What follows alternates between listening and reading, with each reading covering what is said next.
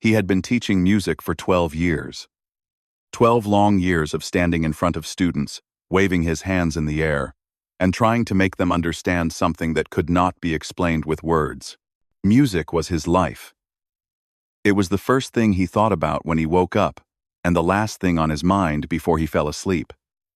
But lately, sleep had become a stranger to him.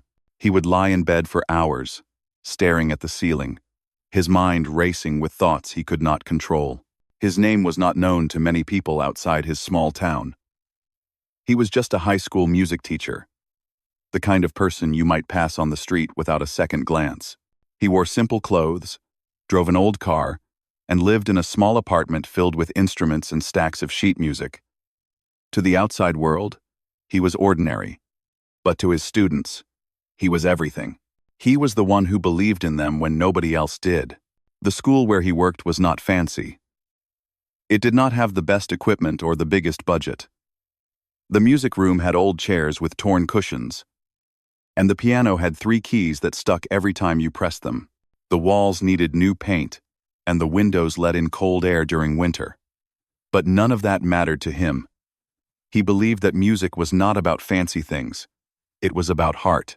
And he poured his heart into every single lesson he taught. 3 days. That was all the time he had left before the biggest moment of his career. The district music competition was coming. And for the first time in the history of his school, his small orchestra had made it to the finals. This was not just a competition. This was a dream that he and his students had been chasing for years. Many people had laughed at them. Many people had said they would never make it. But here they were, so close to proving everyone wrong. The whole town was excited. Parents were talking about it at the grocery store. Students were practicing during lunch breaks. The local newspaper had even written a small article about the underdog orchestra from the little school on the edge of town. Everyone believed in them. Everyone expected them to win. The pressure was building every single day, but he was terrified. Nobody knew about the fear that lived inside him. He smiled at his students every day. He clapped his hands and told them they were going to be great. He laughed with the other teachers and said he was confident about their chances. But behind closed doors, when he was alone in his apartment at night, the fear came crawling back, like a shadow he could not escape. It followed him everywhere he went. 6 months ago, he had started forgetting things. Small things at first. Where he put his keys, what he had for breakfast, the name of a song he had played 1,000 times before. He told himself it was just stress. He told himself it was nothing serious. But deep down, in a place he did not want to visit, he knew something was wrong with him. He went to see a doctor. The tests were long and exhausting. He sat in waiting rooms filled with old magazines and nervous people. And when the results came back, his world changed forever. The doctor used words that he did not fully understand, but the meaning was painfully clear. His memory was starting to fail him. It was slow for now, but it would get worse with time. There was no cure. There was only time, and even that was uncertain. He did not tell anyone. Not his students, not his friends, not even his own family. He carried this secret like a heavy stone in his chest. And every day, it felt heavier and heavier. He was afraid that if people knew the truth, they would look at him differently. They would pity him. They would stop believing in him. And he could not bear that thought. So, he kept teaching. He kept smiling. He kept pretending that everything was fine. But inside, he was breaking apart, piece by piece. Like an old house, slowly falling down. The sheet music became his lifeline. He used to play from memory all the time. He used to close his eyes and let the music flow through him like water through a river. But now, he was afraid to trust his own mind. What if he forgot a note in the middle of a performance? What if he lost his place in the middle of a song? What if his memory failed him at the worst possible moment in front of everyone? So he clung to the paper. He reviewed the music over and over again, sometimes staying up until 2 or 3 in the morning. He highlighted every important section with bright colors. He wrote notes in the margins with a shaking hand. He did everything he could to make sure he would not forget. But no matter how many times he practiced, the fear never went away. It only grew stronger. His students noticed that something was different about their teacher. He was more serious now. He did not joke around as much as he used to. Sometimes, in the middle of practice, he would stop and stare at the sheet music for a long time, like he was trying to remember something important. The students would look at each other with confused faces, but nobody said anything. They just figured he was stressed about the upcoming competition, and he was stressed. More stressed than he had ever been in his entire life. The weight of expectation was crushing him slowly. The night before the competition was supposed to be a night of rest. The students had gone home to be with their families. The school was empty and quiet. But he could not leave. He sat alone in the music room, surrounded by silence, staring at the sheet music spread out on the old piano. His hands were shaking, not from the cold, but from something deeper, something he could not control or understand. He tried to play a few notes, but his fingers felt stiff and clumsy. He tried to read the music, but the notes seemed to blur together on the page like smeared ink. His heart was pounding so hard that he could hear it beating in his ears. He thought about all the people who were counting on him to succeed. The students who had worked so hard for this moment. The parents who had taken time off work to come watch their children perform. The principal who had bragged about the orchestra to everyone in the district. The whole town was waiting for them to succeed and make history. And he was the one who was supposed to lead them to victory. He was the one who was supposed to be strong and confident. But in that moment, sitting alone in the dark music room, with only the moonlight coming through the window, he had never felt weaker in his entire life. He closed his eyes and tried to breathe slowly. He told himself that everything would be okay. He told himself that he had done this 1,000 times before, and he could do it again. But the voice in his head kept whispering the same terrifying question over and over again. What if you forget everything? He opened his eyes and looked at the sheet music one more time. These pieces of paper were the only thing standing between him and total failure. Without them, he had nothing to hold on to. Without them, he was completely lost. He picked up the pages and held them close to his chest, like a child holding a favorite toy for comfort. Tomorrow was the biggest day of his life. Tomorrow, everything he had worked for would be tested in front of hundreds of people. And all he could do was hope that his mind would not betray him when he needed it the most. But hope, as he was about to learn, was not always enough. Sometimes, life has a way of pushing us to the very edge. Sometimes, we have to break completely before we can become whole again. And for this tired, scared, lonely music teacher, the breaking point was closer than he ever imagined. He just did not know it yet. The clock on the wall showed 11 at night. The school had been empty for hours. The hallways were dark and silent, and the only light came from the music room, where he sat alone with his thoughts. He should have gone home. He should have been resting before the biggest day of his life, but he could not bring himself to leave this room. He looked around at the empty chairs where his students usually sat. Tomorrow, those chairs would be empty again because the competition was being held at a big auditorium across town. A real stage, real judges, real pressure. The thought made his stomach twist into knots. He turned back to the piano and placed his fingers on the keys. The sheet music was spread out in front of him. The same pages he had studied 100 times before. He knew every note. He knew every pause. He knew exactly when the violins should come in and when the cellos should fade out. He had memorized it all, or at least, he thought he had. He started to play the opening notes. But something felt wrong. His fingers moved, but they felt disconnected from his brain. He looked at the sheet music and suddenly the notes seemed foreign to him. Had that always been there? Was that the right key? Panic started to build in his chest, like water filling a sinking boat. He stopped playing and took a deep breath. It was just nerves. That was all. Everyone got nervous before a big event. This was normal. He just needed to calm down and focus. He tried again.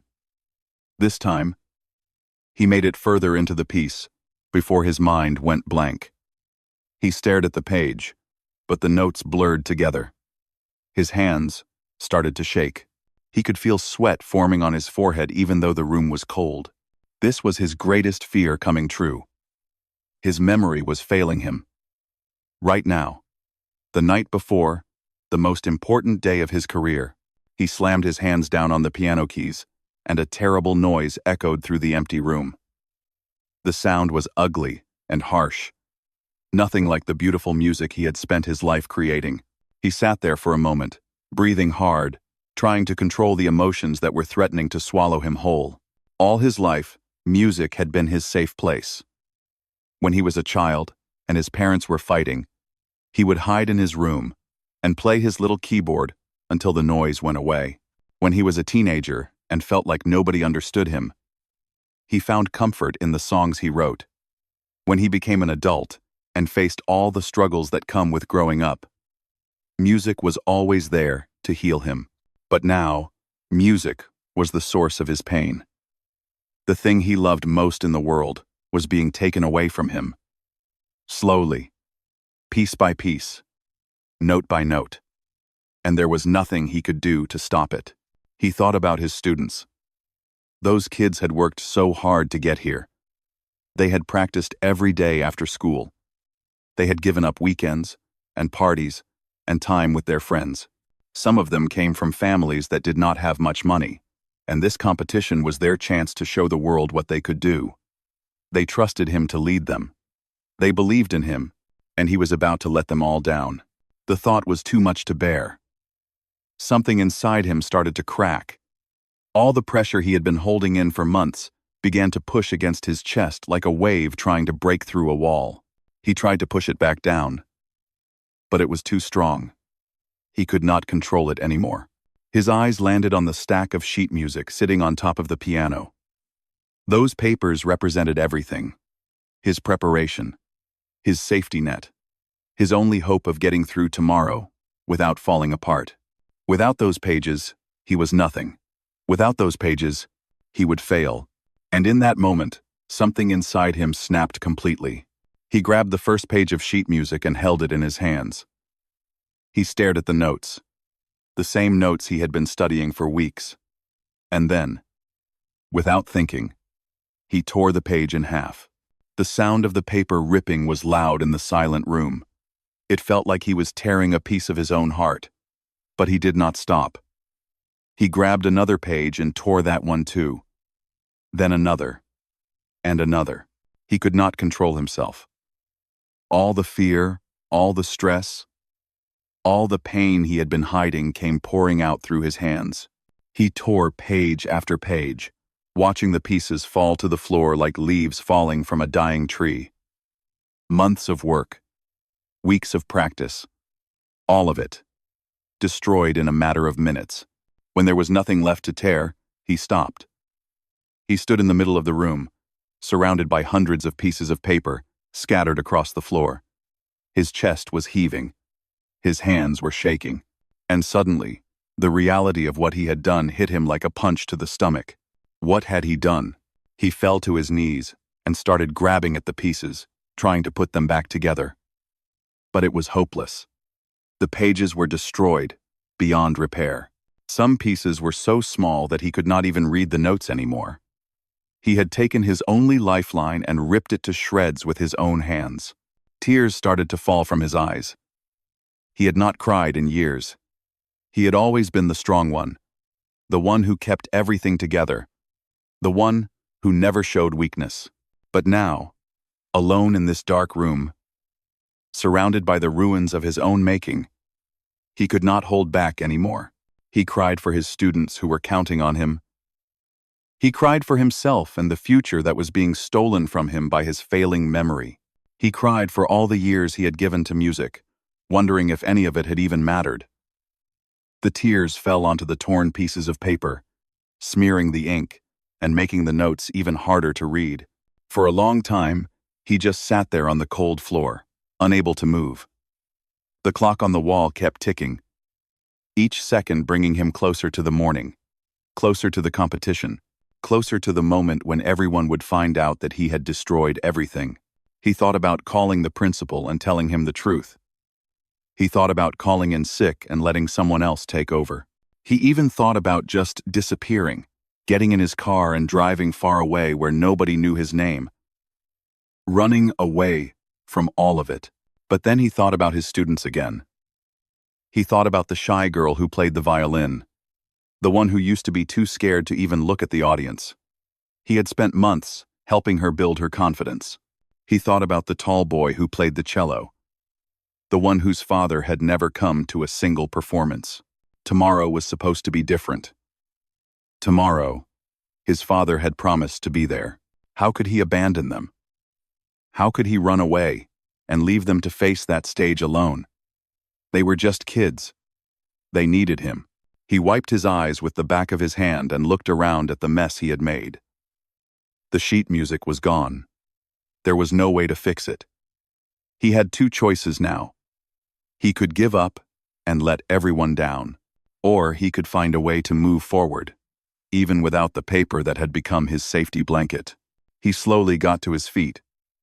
His legs felt weak, like he had just run a marathon. He walked to the window and looked out at the dark sky. Somewhere out there, his students were sleeping peacefully, dreaming about tomorrow. They had no idea what their teacher had just done. They had no idea how close everything was to falling apart. He took a deep breath and made a decision. He would not run. He would not give up. He would find a way to face tomorrow. No matter how scared he was, he owed that much to his students. He owed that much to himself. But as he stood there in the darkness, surrounded by the pieces of his destroyed sheet music, he had no idea how he was going to do it. The competition was just hours away, and he had absolutely nothing left. Nothing except the music that still lived somewhere inside him. The clock showed midnight. He had been standing at the window for almost an hour, staring at nothing. The torn pieces of sheet music were still scattered across the floor behind him, a reminder of the mistake he could not take back. His eyes were red from crying, and his body felt heavy with exhaustion, but he knew he could not sleep.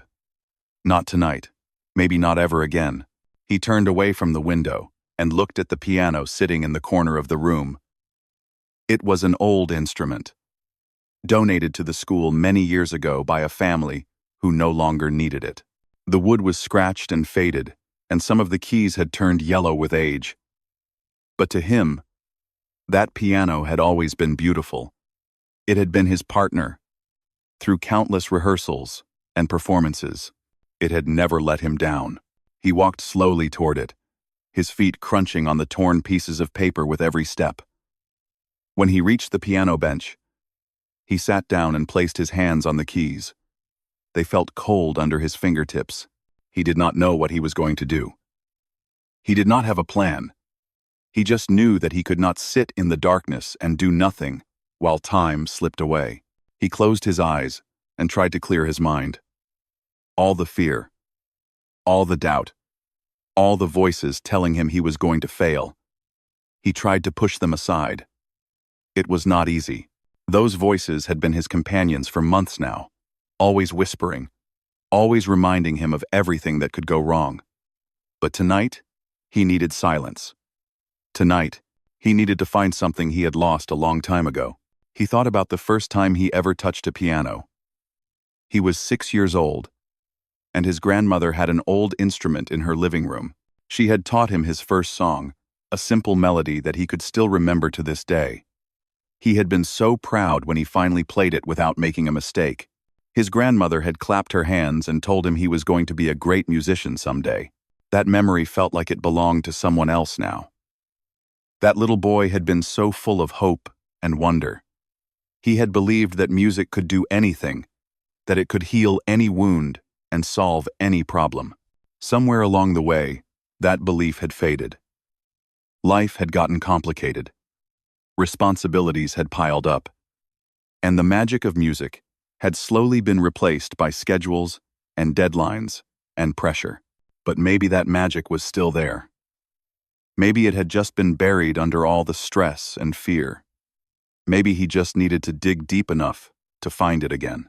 He took a deep breath and let his fingers rest lightly on the keys. He was not going to look at any music. There was no music left to look at anyway. He was just going to play.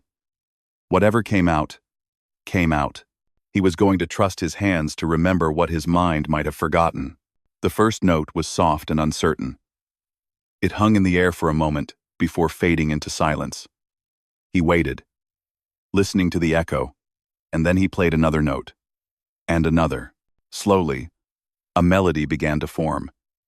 It was not the competition piece. It was something older, something from deep inside his memory. He realized he was playing the song his grandmother had taught him all those years ago. The simple melody flowed from his fingers like water from a spring.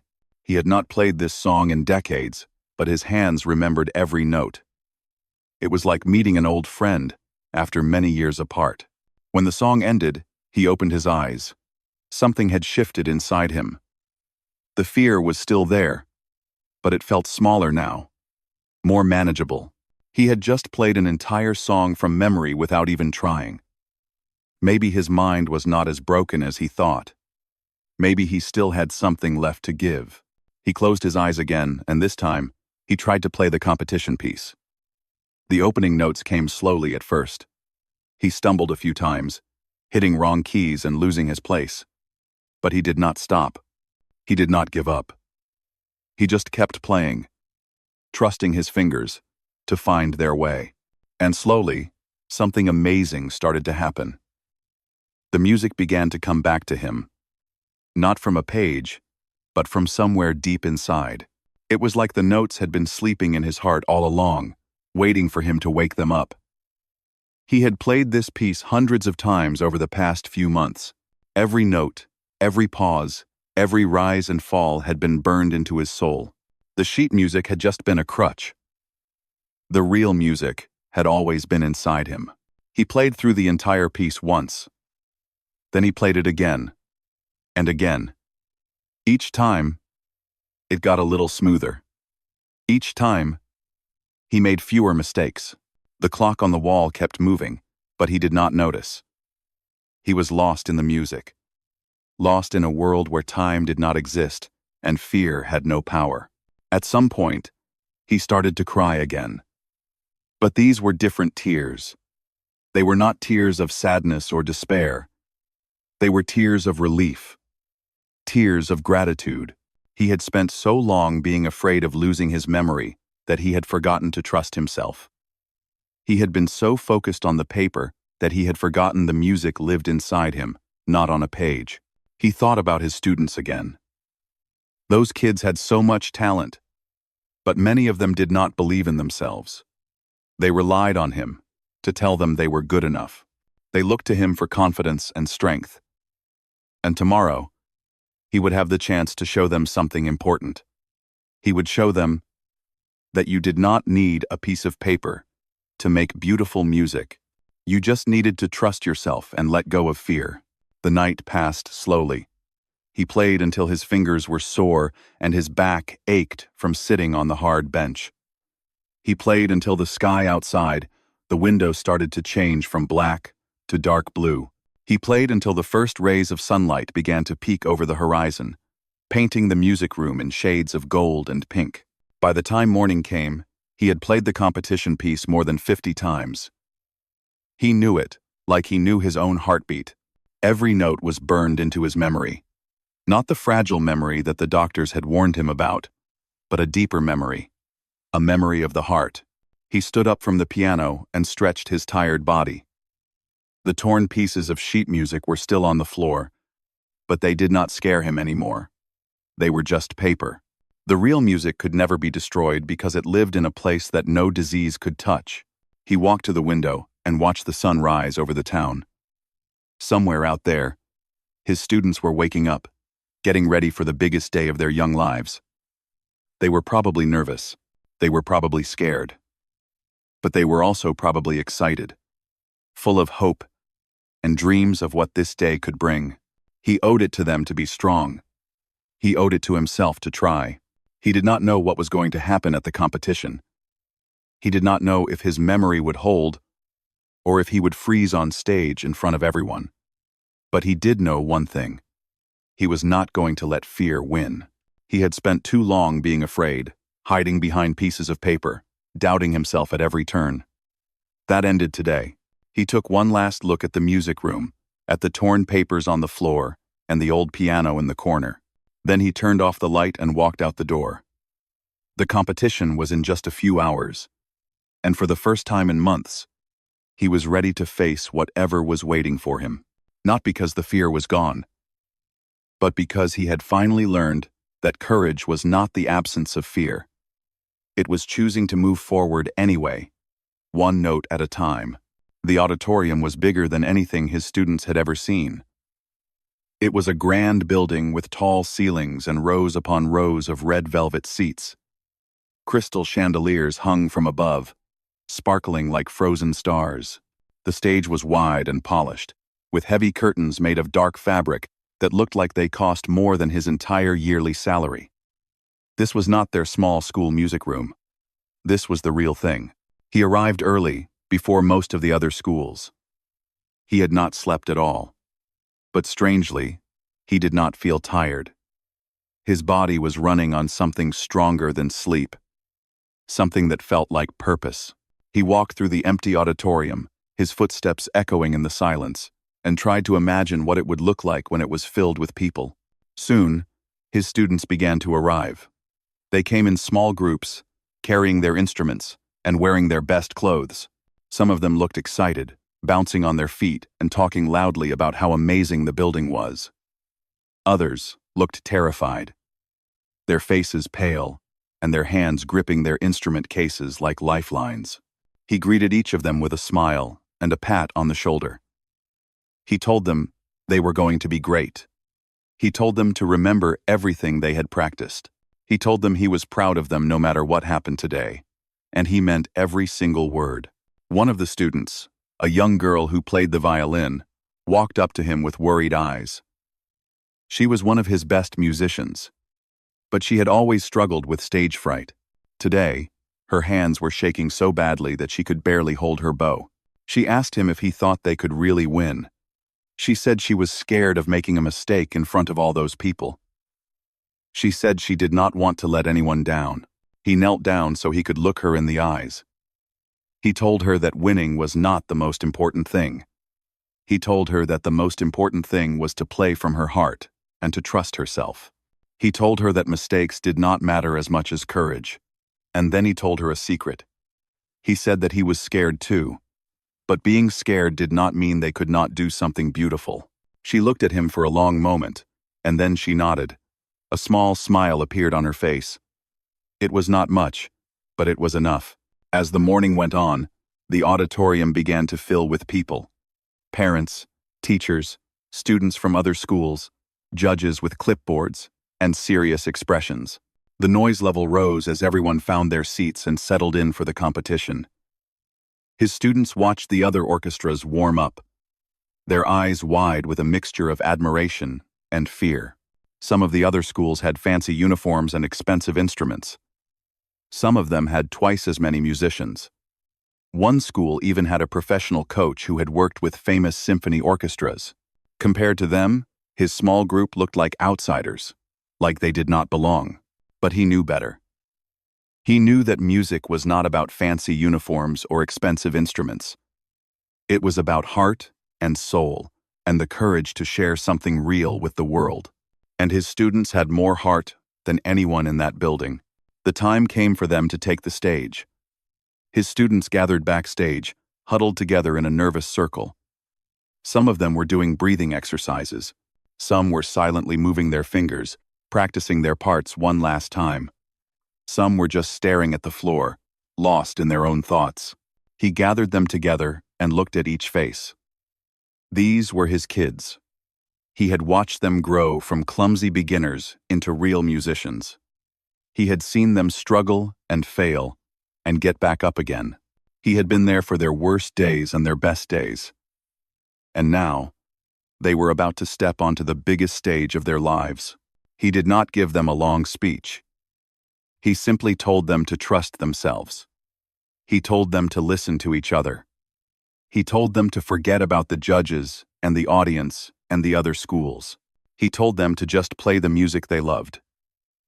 That was all that mattered. They walked onto the stage together. The lights were bright and hot, making it hard to see the audience. But he could feel them out there. Hundreds of eyes watching and waiting. He could hear the rustle of programs and the quiet coughs and whispers that filled the space before a performance. His students took their positions. The violins on the left, the cellos on the right, the wind instruments in the back. They looked so small on that big stage, but they held their heads high. They were ready. He walked to the conductor stand at the front of the stage. The stand was empty. There was no sheet music waiting for him. He had nothing in his hands except his baton. A murmur went through the audience. People leaned forward in their seats, confused. The judges exchanged glances and wrote something on their clipboards. Other teachers from other schools pointed and whispered to each other. Everyone was wondering the same thing. Where was his sheet music? How was he going to conduct without it? His students noticed too. He could see the confusion in their eyes, the flicker of worry that passed across their faces. They had never seen him conduct without sheet music before. They did not know what was happening. He turned to face his orchestra. For a moment, everything was silent. The audience held its breath. His students waited, their instruments ready, their eyes fixed on him. And in that moment, all the fear and doubt and pain of the past months fell away. There was only the music. He raised his baton. His students raised their instruments. And then he began to conduct. The first notes filled the auditorium like sunlight breaking through clouds. The violins sang, sweet and clear. The cellos answered, deep and rich. The sound built and grew, layer upon layer, until the entire room was filled with music so beautiful that it made people forget to breathe. He did not think about the notes. He did not worry about remembering. He just let the music flow through him, guiding his hands and his body in movements that felt as natural as breathing. He was not reading music. He was feeling it. He was living it. Every beat, every pause, every crescendo and decrescendo came from somewhere deep inside, from a place that no disease could ever touch. His students played like they had never played before. They watched him with wide eyes, drawing strength from his confidence. They forgot about the audience and the judges. They forgot about their fears and their doubts. They became part of something bigger than themselves. A single voice made up of many instruments, all singing the same beautiful song. The music built to its climax, powerful and overwhelming. Then it softened, becoming gentle and tender. And finally, the last note rang out, hanging in the air like a prayer, before slowly fading into silence. For a moment, nobody moved. The auditorium was completely still. His students sat frozen, their instruments still raised, as if they could not believe what they had just done. He stood at the conductor stand, his baton still lifted, his heart pounding in his chest. And then, the audience erupted. People rose to their feet, clapping and cheering and shouting. The applause was like thunder, rolling through the auditorium in waves. Some people were crying. Others were laughing with joy. The sound was so loud that it seemed to shake the very walls of the building. He turned to look at his students. Tears were streaming down their faces. They were hugging each other and laughing and crying all at the same time. The shy girl who played the violin was beaming, her earlier fear completely forgotten. They had done it. Against all odds, they had done something incredible. He looked out at the standing crowd, at all those people on their feet, and he felt something he had not felt in a very long time. He felt whole again. The judges took a long time to announce the results. The waiting felt like hours, even though it was probably only 30 minutes. His students sat together in the audience, holding hands and whispering prayers. Other schools sat nearby, some looking confident, others looking just as nervous as his own group. The tension in the room was thick enough to cut with a knife. He sat with his students, trying to stay calm. His body was exhausted from the sleepless night, but his mind was strangely peaceful. Whatever happened next, he knew they had given everything they had. They had played with their whole hearts. No judge could take that away from them. Finally, the head judge walked onto the stage with an envelope in his hand. The room fell silent. Everyone leaned forward in their seats. The judge cleared his throat and began to speak. He talked about how impressed the judges had been with all the performances. He talked about how difficult it had been to choose a winner. He talked about the importance of music in education and in life. And then, he opened the envelope. When he read the name of the winning school, it took a moment for the words to register. His students sat frozen, their mouths hanging open. Then, someone screamed, and suddenly everyone was jumping up and hugging and crying and laughing all at once. They had won. His small, underfunded school from the edge of town had beaten every other orchestra in the district. They were the champions. The next few minutes were a blur of noise and emotion. His students rushed the stage to accept the trophy.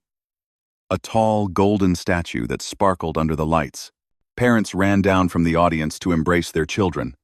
Reporters from the local newspaper pushed forward to take pictures. Everyone wanted to shake his hand and congratulate him. But in the middle of all the chaos, he felt strangely quiet inside. He watched his students celebrate, their faces glowing with joy, and he felt a deep sense of gratitude wash over him. Not for the trophy, not for the victory, but for the privilege of being their teacher, for the chance to be part of their journey. Later that evening, after the crowds had gone home and the auditorium had emptied, he gathered his students in a small room backstage. The trophy sat on a table in the corner, but nobody was looking at it anymore. They were all looking at him, waiting for him to speak. He had been thinking about this moment all day. He had been carrying a secret for 6 months, a heavy burden that he had never shared with anyone. But these students deserved to know the truth. They deserved to understand what had really happened last night and why he had conducted without any sheet music. He took a deep breath and began to talk. He told them about the doctor visits. He told them about the diagnosis. He told them about the fear that had been eating him alive for months. He told them about the night before, how he had torn up all the sheet music in a moment of panic and despair. He told them about sitting alone in the music room, surrounded by pieces of paper, feeling like his whole world was falling apart. The room was completely silent. His students stared at him with wide eyes, some of them already crying. They had no idea. None of them had suspected that their teacher was going through something so difficult. He continued talking. He told them about the long night at the piano, playing the same piece over and over until his fingers were sore. He told them about finding the music inside himself, in a place deeper than memory. He told them about learning to trust himself again, to let go of fear and just believe. And then he told them the most important thing of all. He told them that music was never meant to live on paper. It was meant to live inside the heart. Sheet music was just a guide, a map to help you find the way. But the real music, the music that moved people and changed lives, that music came from within. He looked at each of his students, one by one. He told them that they all had that music inside them, every single one of them. It did not matter if they made mistakes or forgot a note. It did not matter if they were scared or nervous. What mattered was that they had the courage to share their gift with the world. The shy girl who played the violin was crying softly.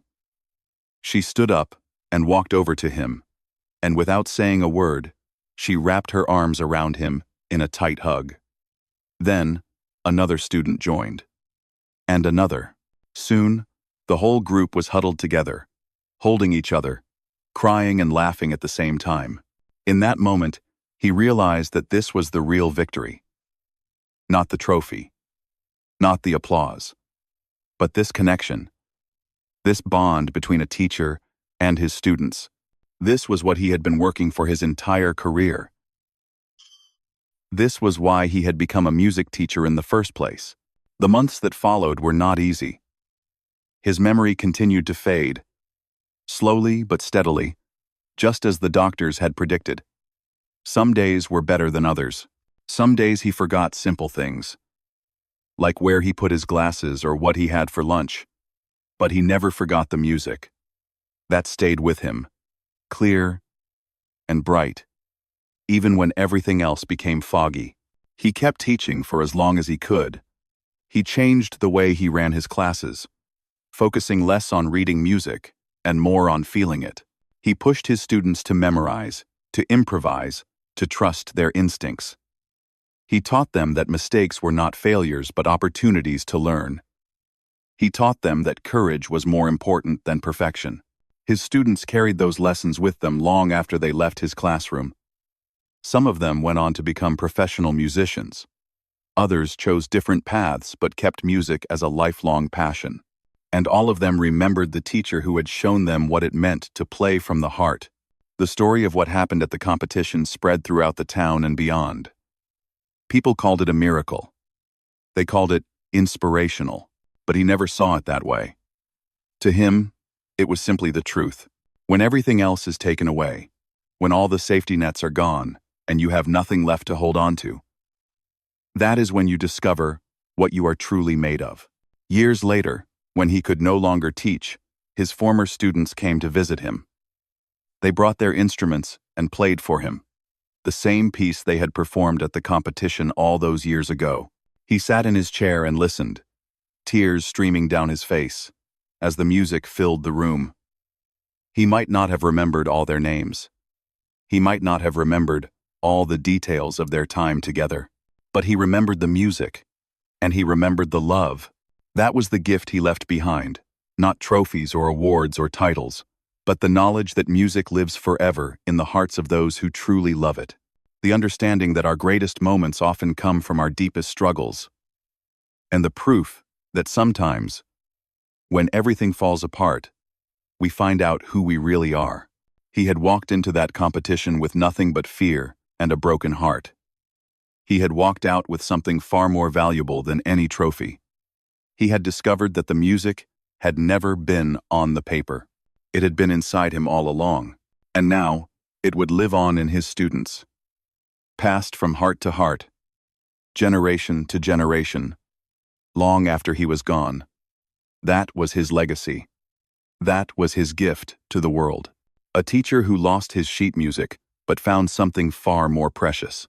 The music that could never be destroyed.